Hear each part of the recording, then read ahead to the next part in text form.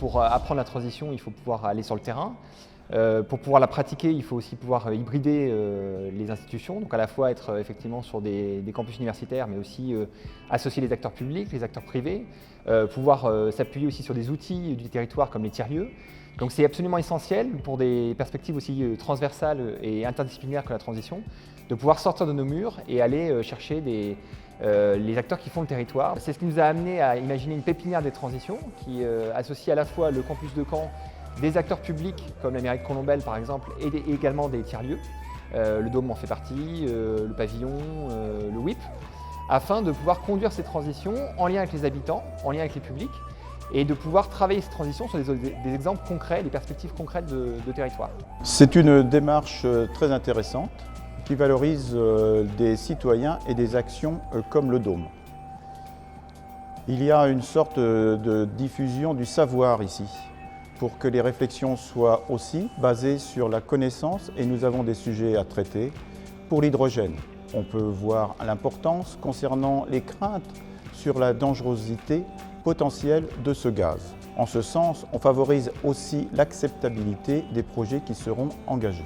Aujourd'hui, en termes de compétences, on voit bien aussi que les communautés urbaines sont à la manœuvre sur ces questions de transition. Mais les plus petites communes qui n'ont pas forcément d'obligation en termes de compétences s'y mettent également.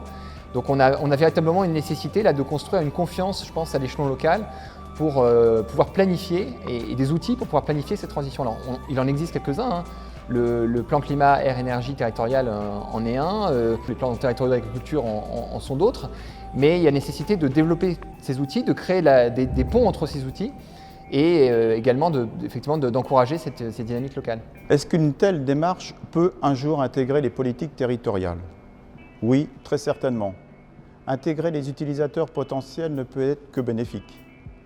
Dans une filière en devenir, cela permet de préciser les attentes des consommateurs en termes d'usage et de pratique, de mieux cerner les craintes et les freins au déploiement de l'hydrogène et donc d'intégrer les dimensions pédagogiques dans son développement, d'imaginer de nouveaux débouchés. C'est pour cela que le syndicat a participé aux ateliers du Dôme sur la place de l'hydrogène dans la transition énergétique. La confrontation des expériences, le partage des connaissances et les démarches participatives de co-construction en cas d'usage sont un excellent moyen de ressentir l'acceptabilité de la société sur cette thématique. Ne pas trop s'éloigner de la réalité et rester à l'écoute des besoins de la population, et aussi certainement de définir au plus juste des attentes des usagers et des politiques de demain à mettre en œuvre. Ce qu'il faut savoir, c'est que souvent la transition, on a tendance à la voir de manière linéaire, comme une espèce d'objectif que tout le monde pourrait rejoindre, que tout le monde pourrait suivre avec des rythmes qu'on pourrait déterminer à l'avance, qu'on pourrait imposer. La transition aujourd'hui, c'est des trajectoires. C'est-à-dire que c'est des trajectoires qui sont connectées à une histoire locale, à des ressources locales. On voit bien que ce qui fonctionne rarement, c'est quand on a tendance sur un territoire, imposer une méthode, des jardins partagés qui ne rencontreraient pas un public, des végétalisations qui ne seraient pas prises en main par les habitants, des pistes cyclables qui ne seraient pas utilisées. Il faut donc mettre en rapport une histoire locale, un passé local, une identité locale, avec des méthodes. Et donc adapter les méthodes aux ressources que l'on a sur le territoire particulièrement.